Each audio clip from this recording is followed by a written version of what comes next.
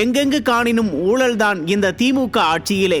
அதில் ஊழல் இதில் ஊழல் என்று எதிலெதிலோ ஊழல் செய்துவிட்டு இப்போது குடிக்கும் தண்ணீரிலும் கூட ஊழல் செய்து மக்களை பழிவாங்கி கொண்டிருக்கிறது இந்த திராவிட மாடல் அரசாங்கம். குடிநீரை விநியோகம் செய்பவர்கள் மிகவும் கவனத்துடன் இருக்க வேண்டியது அவசியம்.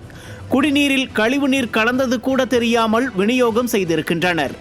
திருச்சி மாநகராட்சி உறையூர் பகுதியில் கடந்த 15 நாட்களுக்கு மேலாக குடிநீரில் கழிவுநீர் கலந்து வருவதாக அப்பகுதி மக்கள் தொடர்ந்து மாநகராட்சி அதிகாரிகளிடம் புகார் தெரிவித்து வந்தோம். மாநகராட்சி அதிகாரிகள் உரிய நடவடிக்கை எடுக்காத காரணத்தால் 4 வயது குழந்தை உட்பட 4 பேர் உயிரிழந்த நிலையில் 50க்கும் அதிகமானோர் கழிவுநீர் கலந்த குடிநீரை குடித்து மருத்துவமனைகளில் சிகிச்சை பெற்று வருகின்றனர்.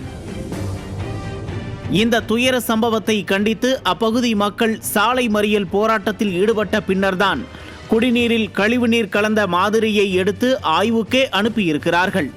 இதுதான் இந்த திமுக அரசாங்கம் மக்கள் மீது காட்டும் அக்கறையா?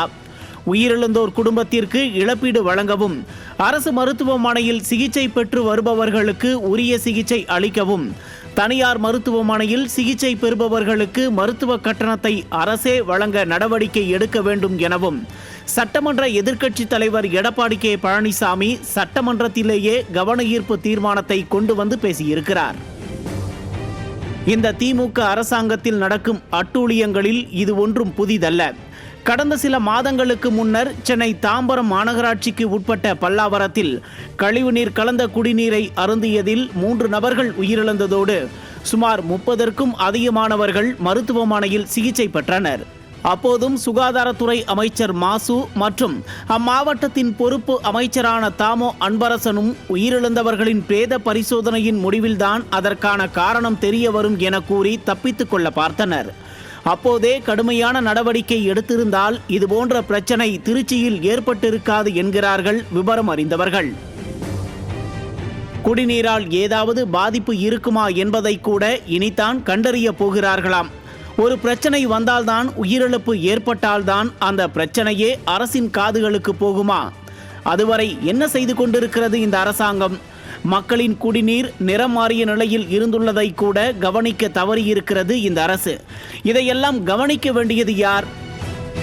மாநகராட்சி நிர்வாகம் என்ன செய்து கொண்டிருக்கிறது? குடிக்கும் நீரில் கூடவா அலட்சியம் காட்டும் இந்த அரசு? மக்களின் உயிரோடு விளையாடுவது ஏன்? பரிதாபமாக பலியான உயிர்களுக்கு யார் பொறுப்பு? மக்கள் உயிரை துச்சமென நினைக்கிறதா ஸ்டாலின் மாடல் அரசு? இதற்கெல்லாம் பதில் சொல்லித்தான் ஆக வேண்டும் இந்த திராவிட மாடல் அரசாங்கம். நியூஸ் ஜே செய்திகளுக்காக இணையாசிரியர் மனோஜ்குமார் கோபாலன்.